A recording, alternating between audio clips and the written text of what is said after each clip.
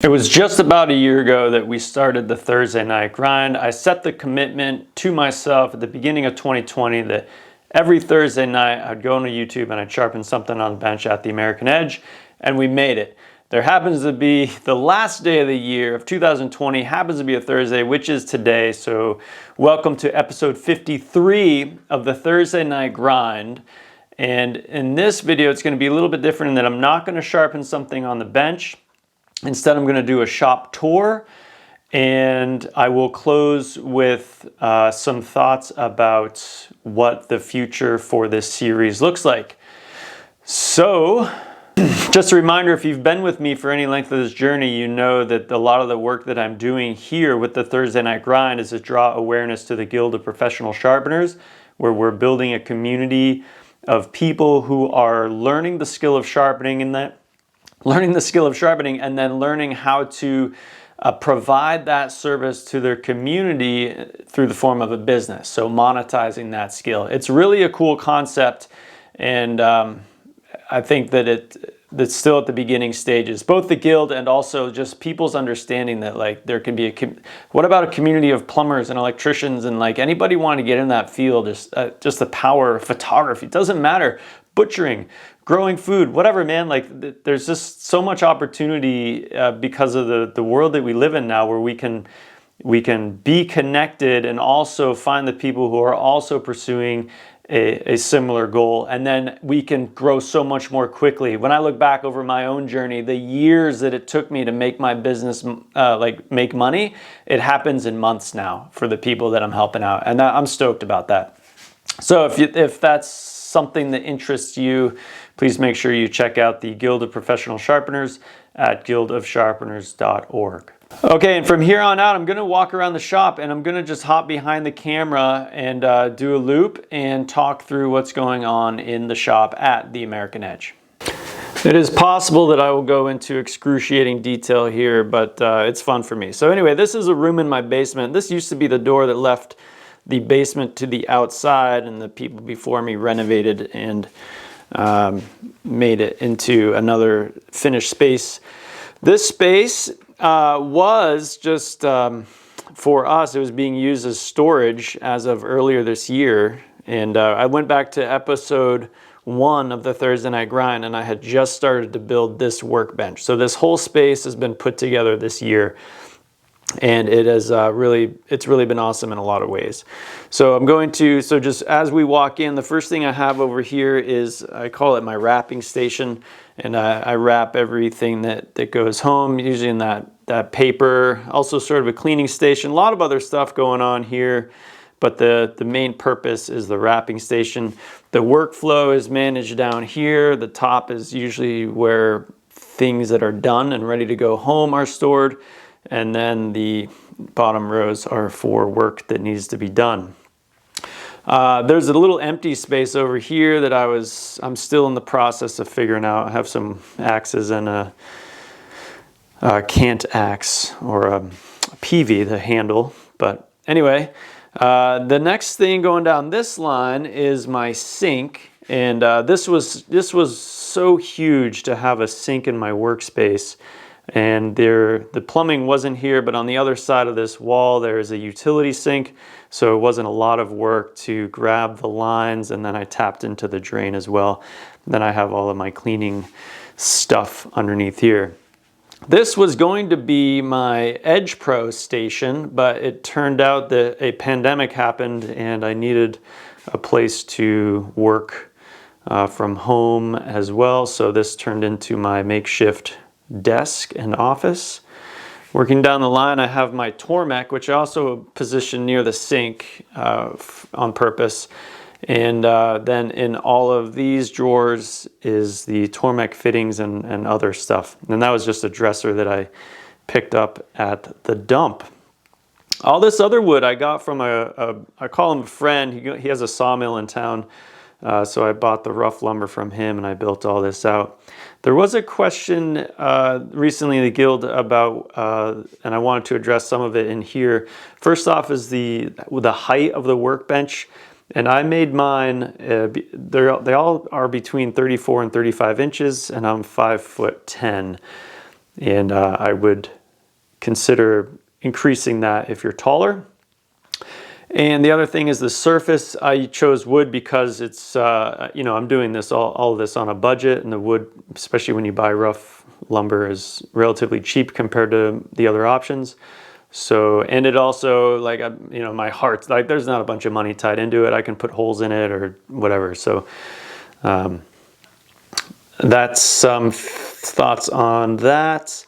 I also wanted to talk about lighting. So I have these LED lights above most workstations. These are kind of cheap LED lights that I got from the hardware store, Lowe's, and they work good. Like I kind of like those lights.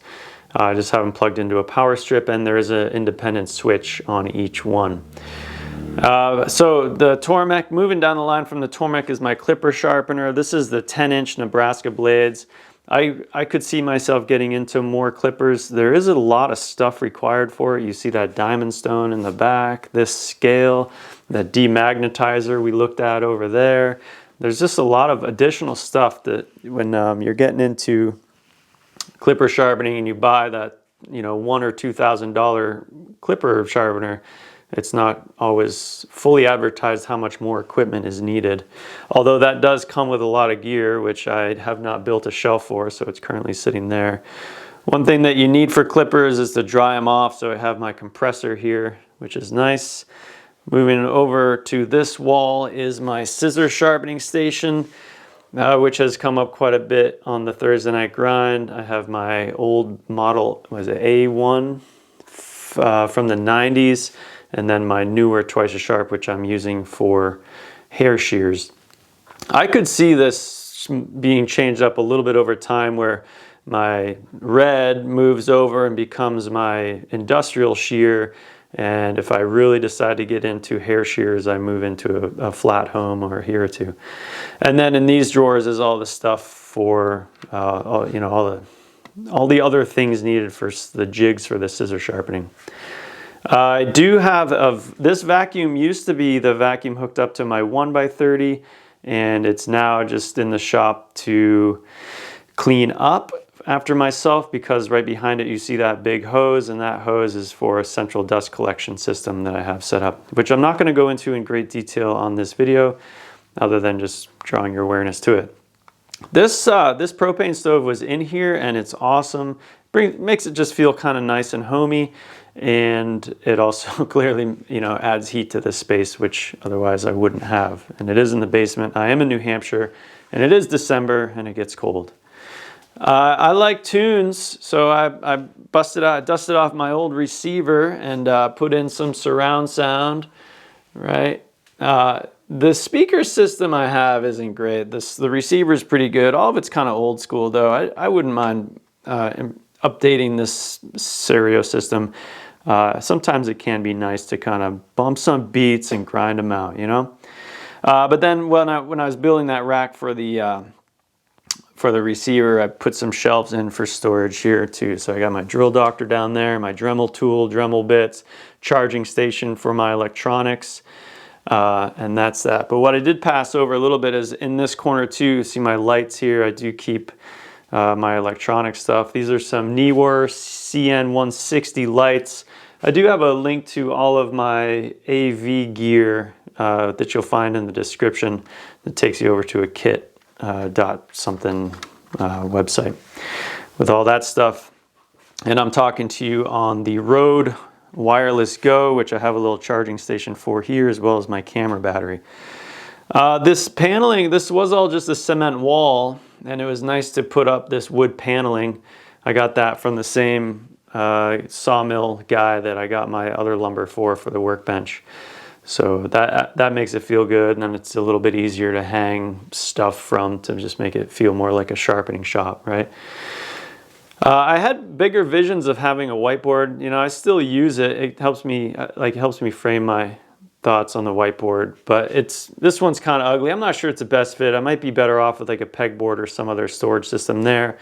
I'm thinking about moving my whiteboard over to that corner to make that a little more useful. But over here, just keeping around. Oh yeah, this is my Garrett Wade vise. This thing is sweet because it moves in all dimensions. So like a lot of times I wanted to be able to grab something in this orientation, like for working on an axe, and that was hard to do with a standard bench vise. But I did have to build a stand for it, and then this fitting, there's room to, oops, excuse me, there's room to be desired here, and I've actually designed something to pick this up, so get rid of these blocks, pick the vise up off of this mount. That would be sweet. I haven't built it yet. But anyway, there's room to be improved here, but this is still better than most bench vices. This is my toolbox. Like, you know, like you need all the sockets and wrenches and stuff. So that's what goes in here, especially when you get into the garden tools. They all have different size stuff. And then over here, I have a plethora of other stuff. I keep my Edge Pro down here now. And then I have a work sharp drawer, and I keep my work sharp belts moderately organized in that drawer as well. And then there's other stuff in the other ones. This is what my current setup of my bench grinder, a wire wheel primarily for cleaning, and then I do have the honing wheel from the paper wheel sharpening system set up on that. I don't use that a whole lot, maybe for like loppers and pruners. And I also have this, which I haven't really gotten into yet. I got this off Craigslist. It is like a circular saw sharpener, old school, fully bell saw, model 310, I think. It has the potential to be cool. It has the potential to allow me to expand into circular saw blades. I don't have a firm grasp on it, and like all of the wheel, like I don't really know how many wheels I need, and they all cost hundreds of dollars. So that's why I'm really stalling. I need to dedicate a bunch of time. If you're watching this and you know all about this tool, and you can point me to like, this is the wheel you need to get started, I would dig that. Next up, the 1x30. This is the workhorse of my shop, I say, and it's a good tool. You've seen a lot on the Thursday Night Grind. Got my belt rack hanging up there. Nice saw that was given to me, which makes a nice backdrop. This is the downdraft table for the sequence of work sharpeners that I'm using, and that has been working well. There's probably a few more things to improve there, but that's working good. I also built a bench under there, and I have my WS3000. The biggest thing I'm excited about that tool for is backlapping chisels, but it's a pretty sweet tool, and I'm just starting to get the hang of it. I don't think that one's made a Thursday Night Grind yet. Before we move over to that, I just want to mention I do have this rolly cart as well, and this is where I roll stuff through the shop. So I lay out all my knives that I'm working on here, and then I can go from station to station with them, and then over to the cleaning station, and then to the wrapping station. So that's how I'm moving items around the shop. I also have this stand, which is largely for like getting on Zoom calls and stuff. Got to clean up after yourself, right? The dustpan and stuff. And then my scissors. No, this is for chainsaw chains, sharpening chains. And this station's pretty sweet. A little bit more to be improved here. I did get a new CBN wheel, which I understand why people are saying you need a CBN wheel. It's awesome. So expect to see more of that in the future. And I need a little bit more work to do on the dust collection for that, but that's pretty good. And we're back at the beginning. So that pretty much concludes the shop tour. Oh, one thing I didn't want to miss was my flooring. This is it's like cushion foam flooring that pieces together. I really like it. That stuff is sweet, especially compared to the cement floor that's under it. I do have another work pad, but this flooring is sweet, and if I bang it up or like anything, I can just pull a tile out and I have some extra tiles I can place in. So super fan of that. Wanted to make sure I hit that. And I think that's it. Okay, I hope that shop tour was interesting to you. If you have any questions, just let me know in the comments. The next thing I want to do is talk briefly about the Thursday Night Grind. And just remind you, like I started this in the beginning of the year with a commitment to myself to put out a video every week. It has grown to be more work than I expected. Like I'm doing editing now and voicing over and stuff, and it takes more time than I had originally intended. Also, the point of it was largely to gain awareness for the Guild and the Guild of Professional Sharpeners, which has grown well. Like, this marketing method has worked. Bearing in mind too, like, the Guild didn't even exist when I started the Thursday Night Grind, but I knew I was going to build something. That was the plan I was working on. So I think, honestly, I'm not making the same commitment for 2021. I would be surprised if I show up every Thursday night for 2021. I expect that I will. The goal that I'm setting for myself is to be here at least once a month. And I'm probably going to take it easy on, the sharpening what's on the bench, but rather, like, when I see something interesting that comes in, or if there's a unique question either from the YouTube or from the Guild, I might address that and turn it into a Thursday Night Grind, much like this shop tour is, right? Like, I'm not sharpening anything tonight. And the other reality is that with the Guild growing to the scale that it's at, my energy, in my own opinion, is better spent on those people who have invested in me. But the other reality is that the videos I've made don't go away, and it's I think a lot of you have figured out, like, and I've said it straight up, like, a lot of the reason I'm doing this was to gain awareness for the Guild, and it's guerrilla marketing. I actually got paid to market the Guild, right? Because I monetized my YouTube channel. It's evergreen, and that people are going to keep finding it, and they're going to keep finding out about the Guild. So these are I haven't spent a dime on marketing the Guild, like, in paid ads in any way, and it's working. And I just want to use that to illustrate, like, that's where my mindset is. If you want to grow a sharpening business, same thing. You're going to have to sell me real hard on your ambition to run Facebook ads. I'm going to put up a lot of resistance to that unless you show me exactly what your strategy is and what your game plan is. So that's just the way I feel about marketing. Guerrilla strategies, evergreen. Same with my business. I don't market my sharpening business at all. Like, I'm almost aggressively not marketing it because there's too much work coming in. So I don't know. Using that as a selling point, if that sort of thing is interesting to you, that's where I come at from the marketing angle. That said, if you do have any requests in the Thursday Night Grind, please feel free to reach out to me. I wrote some notes and I just had to check that out. One other thing that I'm kind of excited about is the YouTube channel has grown. It's getting about 100 subscribers a month. I just passed the 2,000 subscriber mark. It's generating like $200 of revenue a month. All of those things are really exciting for me, and I'm excited to keep putting energy into the YouTube channel.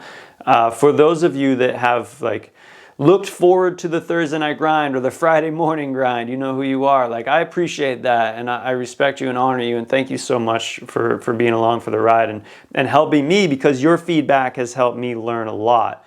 And I expect it, I do want to keep doing that. I just need to be honest with myself, and that the amount of work is, I just need to open up some space to do some other things.